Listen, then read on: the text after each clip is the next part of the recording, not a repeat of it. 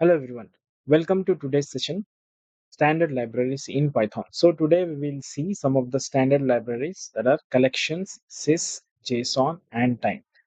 Okay, so in collections package, we have sub-modules that are called counter, default dictionary, ordered dictionary, name tuple and DQ.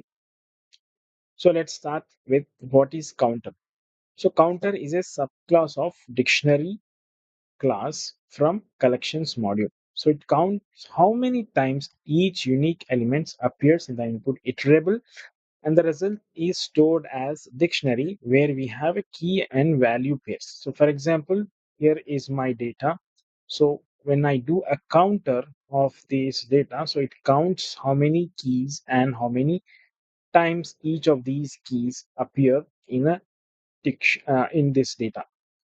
Okay, so behind the scenes, what happens behind the scenes, when we just write counter, so behind the scenes a lot of things goes on. So in iterates each time uh, through these values from the list. So in first iteration it checks whether any um, key already exists in our counter. No, it does not exist, so it appends that key as well as it will set its frequency to 1. In next iteration, it will append banana and its key to 1. And in next iteration, since we already calculated apple value and its counter as 1, it just increases its counter to 2. And in the last iteration, you can see it, since we don't have orange, it will add that key and append the count to 1. So this is how the final outputs looks like counter of this. Okay, so similarly, uh, uh, so what does counter do? Counter loops through the iterable once. So it once loops through all of these data just at once.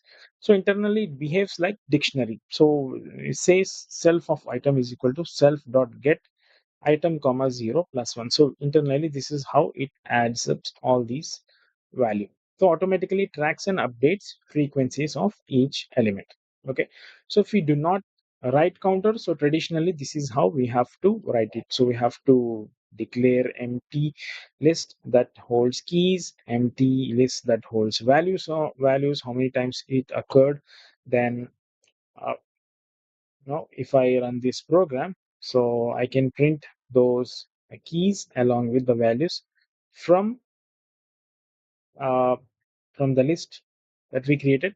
We hold these, calculate these values each time and put it in this empty list and finally display it. Okay, so here you can go through how does this traditional program run. So initialization is very important. So now in my counter we have not initialized anything, just used counter. So that is the advantage, and also it iterates all the data at once. Now in for loop, it will go through each of these loop one by one, and inside my for loop I have to write this if logic. So all these logic is being taken care by the counter module. Okay, so next we have uh, default dictionary. So what is default dictionary? So every dictionary has key and a value pair. So if you try to access a dictionary where it does not has a key and value pair, it will error out with key error.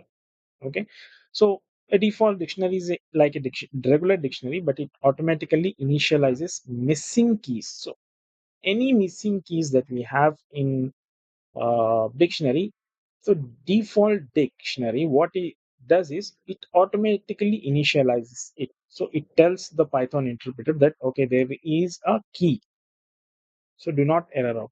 So with a default value, so it can be any default value, so you don't get a key error. So what is default dictionary is used for grouping values, counting occurrences and avoiding manual key if not in dictionary checks. Okay, so let's say I have an empty dictionary. So if I have an empty dictionary and if I try to access it, so this will error out. Dictionary of one. So this is my empty dictionary. I'm trying to access my empty dictionary.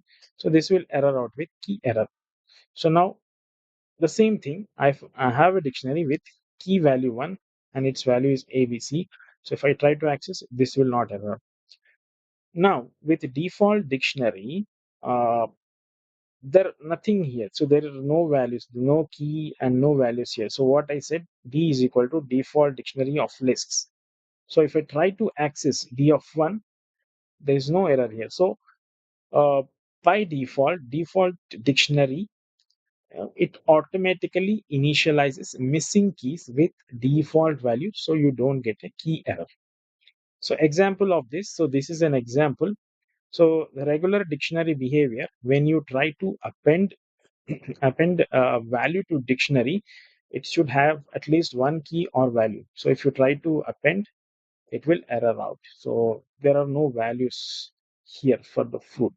So now we have to rewrite that, and when you rewrite, you have to define an empty list so that holds a value. Then you need to keep on appending that empty list. So by using default dictionary, we can quickly calculate those values without worrying about all those initializations. Okay, so if I run this program, so to use default dictionary, I need to say from collections import default dictionary, and just say group is equal to. So this is the place where I'll be capturing my output. So I'm defining this group as of dictionary or default dictionary of list. So that will handle all those kind of errors where key and value pairs does not exist. Now I can just append all those values from where from this data, all the key value pairs, and I can print it here. Okay, so this is how default dictionary works. So you can go through this, how this internally default dictionary works and iterates and appends the value inside the dictionary default dictionary class.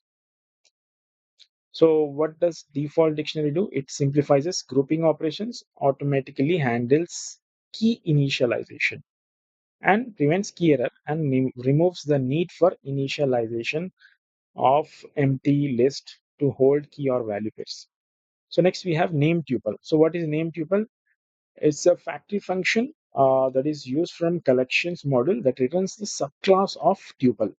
So it uses tuple, but it increases the behavior of tuple. So by default, if I define a tuple, I have to access the tuple with index only. I cannot access the tuple with name. So if I try to access the tuple with name, it will error out. So with name tuple, I can change the default behavior of tuple and access the tuple with names also. But for that, I need to import the name tuple from collections. From collections, import name tuple and create a person class. So person is equal to name tuple of person. So this is the class that will get created when I declare it here. And what are the attributes it will have? Name comma age. And then we are initializing that class. We are calling that class to execute it. Then we are calling the attributes from that class to print it. So p.name, p.age. So now we are accessing tuple by its name, not by index. So if I run it, p.name, p.age. So it will give us. So now apart from accessing name tuple with name, we can access name tuple with index also. So I say p of 0, we are able to access it. Okay. So next we have DQ. So a double-ended queue.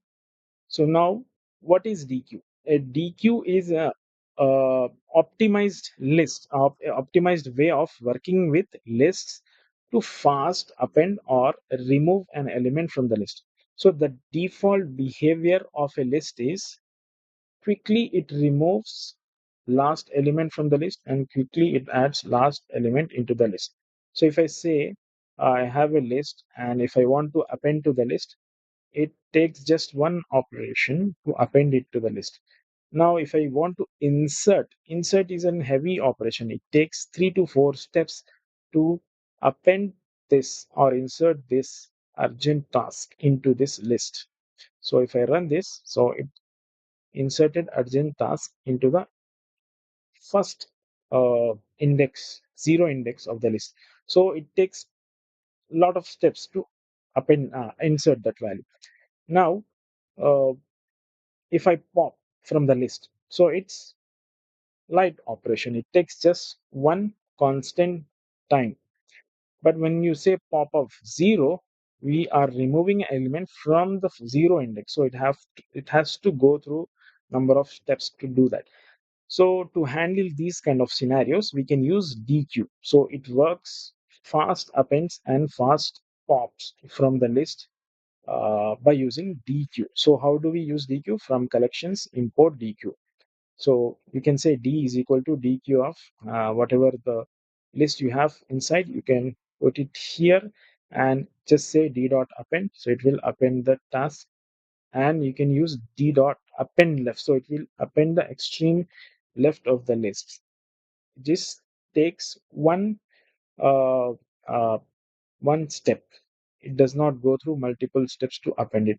If you say D dot pop, it will quickly pop the item from the list. If you say D dot pop left, it will remove the element from the first index with just one operation. It does not have to go through multiple operations. Okay. So this was in brief about DQs. Okay. So now we have seen in collections data type how we can use counter, default dictionary, name tuple, etc. to enhance the performance of our programs. Now, next we have sys module. The sys module provides access to system specific parameters and functions. So, for example, you can check what is the version of your Python, where all these files are located. You can search what are the list of folders inside your Python installation, and you can check uh, uh, the inside these folders what are the multiple subfolders. You can write multiple for loops to check those. So these are the this is a system defined module sys.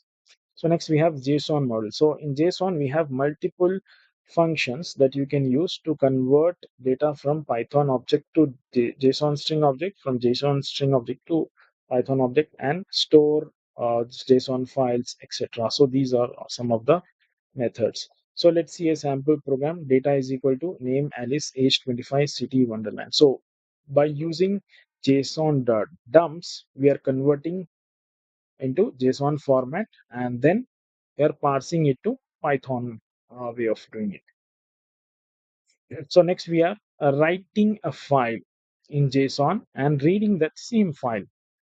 So when I execute this, we are writing a file. So what is that file? Data.json. Here we can see that file.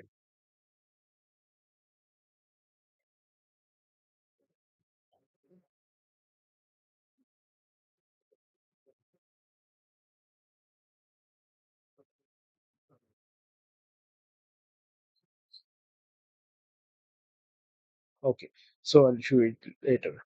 Next, we have time module. So inside time module, we have lot of capabilities. So time module you can use to get the current time, format that time, and use sleeping capability. So you can make the program sleep, or you can calculate the start and end time of the program. So let's execute this. So it says your current timestamp. So this is the timestamp. This is not properly readable. So when you say t.c time, it's readable, and say it's sleeping for 10 seconds. So it slept for 10 seconds, and now it says awake now.